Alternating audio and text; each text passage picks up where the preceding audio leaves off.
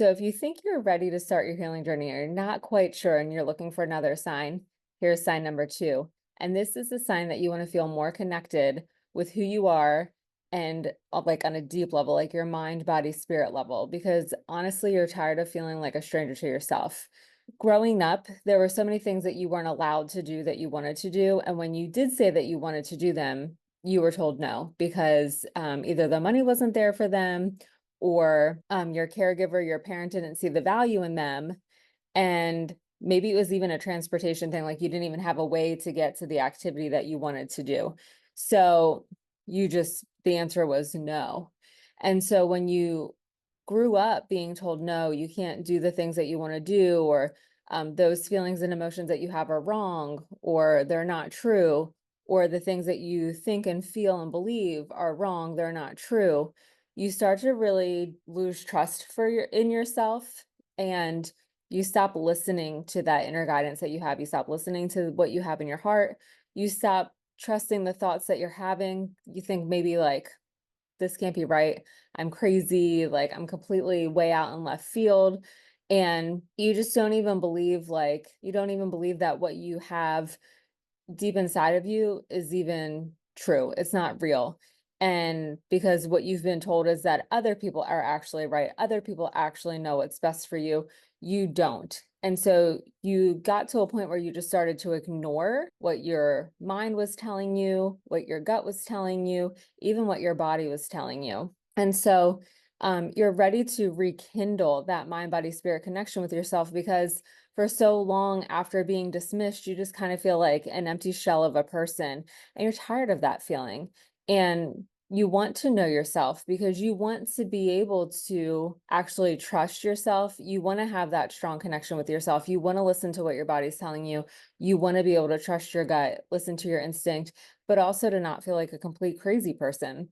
And so sometimes these things happen because when we're told no growing up, it leaves us to believe that even after we've left those caregiving situations, we still can't make decisions for ourselves. And I'll give you a few examples of what I've experienced. So when I was growing up, I wanted to take dance class so badly. I love to dance. I'm a horrible dancer, but I love to dance nonetheless. And so I always wanted to do dance, but my dad didn't see the value in dance. And so he basically made this agreement that if I was going to take dance class, it would be on the night that my mom had me. So my mom would get me one night a week and every other weekend. And so on those, it was typically a Wednesday night. On Wednesday night, my mom would get me from my friend's house, my aftercare sitter, wherever I was, and rush me to her house, feed me dinner, get me changed, zip me off to dance, pick me up, and then zip me home to my dad's house. And I only got to do dance for, one season, one school year, and then I wasn't signed back up for it. Now, the difference is that my dad has two sons who are a lot younger than me. They're 13 years younger and 16 years younger. And he immediately, when they were little, signed them up for t-ball. He coached their t-ball, their baseball teams until they aged out of the league. And he really fostered that support of baseball because in his mind, baseball is a valuable sport. He sees the value in it. So he was willing to encourage and foster that interest in my brothers. I didn't get that same aspect from my dad. And so I got into this habit of feeling like, oh, I don't need that because what does it get me? What does it offer me? And even as an adult, I would really just talk myself out of doing things because I would always have to justify that there had to be some value in it in order for me to be able to have it or want it or need it. And so this was really prevalent, more so than activities, but more so with fashion. So I grew up with the belief that clothes were function. There was no fashion in clothing. So, it wasn't that you had, 40 different pairs of shoes. You basically had one pair of dress shoes, one pair of sneakers, and a pair of sandals for summer, and that was it. And so often I would shop on the sales rack at J.C. Penney's. And when my brothers were growing up, it was Kohl's Cash from Kohl's. But they were okay with that. They were okay with wearing basketball shorts and tank tops or t-shirts or whatever. I, on the other hand, was not okay with the sales rack clothing. I wanted to have clothes that were fashionable.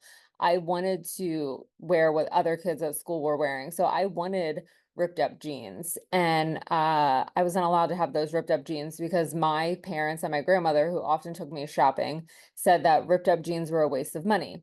I can also remember in middle school, I don't remember if it was seventh or eighth grade, but there was a basketball player, Grant Hill, and he had these Fila sneakers that everybody had and everybody wanted.